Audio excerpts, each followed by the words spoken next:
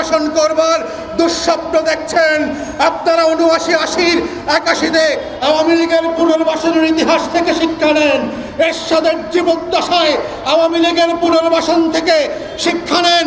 জামাত ৯৫-৯৬ সালে যেই গোখরা সাহকে পুনর্বাসিত করেছিল ক্ষমতায়, তাদের থেকে শিক্ষা নেন এবং ২০২৫ সালের রাজনীতি নির্বাচনে শেখ হাসিনা এবং আওয়ামী লীগের ভবিষ্যৎ কী হবে সেই ব্যাপারে সিদ্ধান্ত নেবেন। আজকে সেই গণহত্যার প্রতিবেদন বাংলাদেশের সীমান্ত ছাড়িয়ে গিয়ে বিশ্বপুঞ্জের দরবারের সবচেয়ে বড় গুরুত্বপূর্ণ সংগঠনের পক্ষ থেকে স্বীকৃতি দেওয়া হয়েছে। জাতিসংঘের প্রতিবেদনের মাধ্যমে যেটা অ্যাফার্ম করা হয়েছে সেটা হচ্ছে আওয়ামী লীগ তার ফ্যাসিবাদী আচরণের যে নমুনা বঙ্গীয় জমিনের মধ্যে সীমাবদ্ধ রেখেছিল, সেটা আজকে এই বাংলার সীমানা ছাড়িয়ে পৃথিবীর প্রান্তরে প্রান্তরে স্বীকৃতি মিলেছে। এটা প্রমাণিত হয়েছে দক্ষিণ আমেরিকার প্রতিটা জেলায় জেলায় এবং শহরে শহরে যে গণহত্যার ইতিহাস ৬০-এর দশকে, ৭০-এর দশকে, ৮০-এর দশকে লিখিত হয়েছিল। আফ্রিকার কঙ্গোতে যেই গণহত্যার গল্প আমরা ৮০ এবং ৯০-এর দশকে ইতিহাসের পাতায় পাতায় পরতে পরতে মিলিয়নের সংখ্যায় পড়েছিলাম, বাংলাদেশের সেই সীমান্তগুলো আজ কঙ্গোর সীমান্তে পরিণত হয়েছে।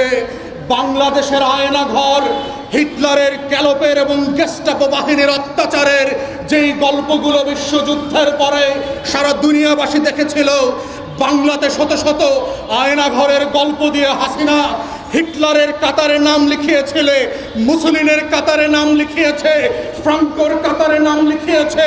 মধ্যপ্রাচ্য, দক্ষিণ আমেরিকার সীমান্ত ছাড়িয়ে আফ্রিকার হুতু এবং সুচ্চির গণহত্যার ইতিহাসের সেই একই প্রান্তে নাম লিখিয়ে সে প্রমাণ করেছে সে হিটলারের সমকালীন যেই গণহত্যার দলিল, এই দলিলের স্বাক্ষরকারী আওয়ামী লীগ প্রমাণিত হয়েছে সারা দুনিয়ার দলিলের মধ্য দিয়ে। এটা ফ্যাসিবাদের বাংলার সংস্করণ, এটা হিটলারের বঙ্গীয় জনপদের সংস্করণ, এটা নতুন বাংলার মুসলিনী, এটা একবিংশ শতাব্দীর ফ্রাঙ্কো আবার মনস্টার হয়ে বাংলাতে ফিরে এসেছে।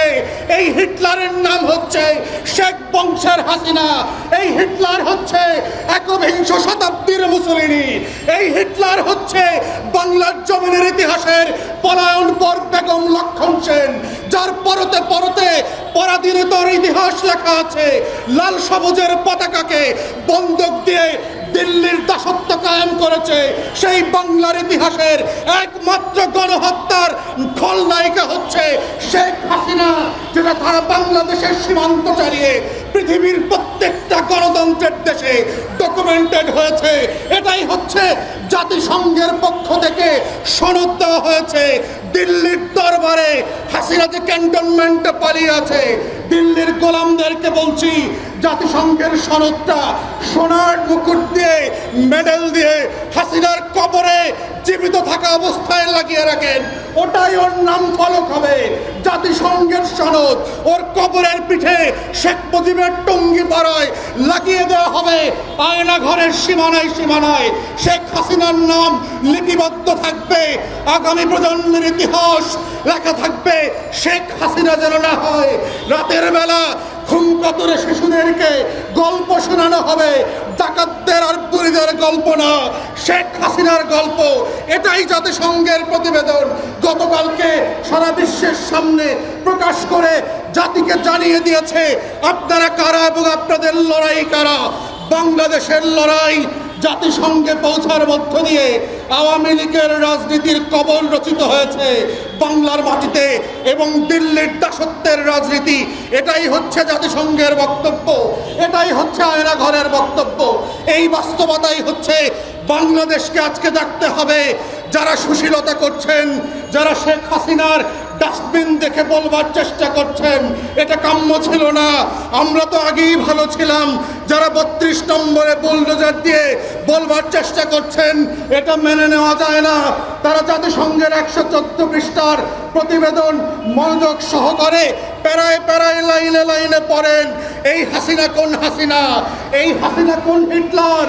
এই হাসিনা কোন রাজবংশের মুসলিনি হয়ে ফ্রাঙ্কো হয়ে ফিরে এসেছিল? এটাই হচ্ছে জাতিসংঘের 2025 সালের প্রতিবেদন। শেখ হাসিনা এবং আওয়ামী লীগের আমলনামা এই 114 পৃষ্ঠার পরতে পরতে লেখা আছে। গত 16টা বছর ধরে শেখ মুজিবের কন্যা বাংলাদেশে যেই গণহত্যার রাজনীতি শুরু করেছে, মানুষ খুনের রাজনীতি শুরু করেছিল, এই খুনের রাজনীতির একটা প্রকাশ্য দলিল এখন 2025 সালে এসে বাংলাদেশের মানুষকে সিদ্ধান্ত নিতে হবে আগামী দিনের বাংলাদেশে কি আপনারা হিটলারকে ফিরে পেতে চান কিনা? আগামী দিনের বাংলাদেশে আপনারা মুসলিনের নাৎসি এবং ফ্যাসিস্ট দলগুলোকে পুনর্বাসন করতে চান কিনা? আগামী দিনের রাজনীতিতে বাংলাদেশে গণহত্যার রাজনীতি ফিরায় নিয়ে আসতে চান কিনা? আগামী দিনের রাজনীতিতে আয়নাঘর পুনঃপ্রতিষ্ঠিত হবে কিনা? আগামী দিনের রাজনীতিতে বাংলাদেশ আবার গোয়েন্দা সংস্থা পুলিশ র্যাবের গণহত্যার শিকার হবে কিনা? এটাই হচ্ছে আগামী দিনের নতুন বাংলাদেশের রাজনীতি। এটা হচ্ছে আগামী দিনের নির্বাচনের ম্যান্ডেট। যারা আওয়ামী লীগকে পুনর্বাসন করবার দুঃস্বপ্ন দেখছেন, আপনারা 79-80 81-তে আওয়ামী লীগের পুনর্বাসনের ইতিহাস থেকে শিক্ষা নেন। এরশাদের জীবদ্দশায় আওয়ামী লীগের পুনর্বাসন থেকে শিক্ষা নেন।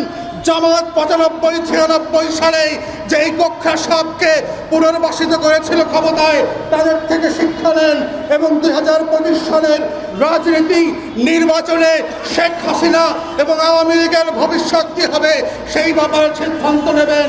যদি বাংলাদেশ 2025 সালে পথ হারায়, মনে রাখবেন গণহত্যা ফিরে আসবে, আয়নাঘর ফিরে আসবে। আমরা যারা প্রতিবাদ করেছিলাম বাংলার হিটলারের বিপক্ষে, আমাদের জন্য নতুন নতুন বাংকার এবং আয়নাঘর করা হবে। এটা আপনাদের চয়েস, ভোটারদের চয়েস। নতুন বাংলাদেশে আপনারা আয়নাঘর দেখতে চান, আওয়ামী লীগ আর শেখ হাসিনাকে দেখতে চান, না নতুন বাংলাদেশ দেখতে চান?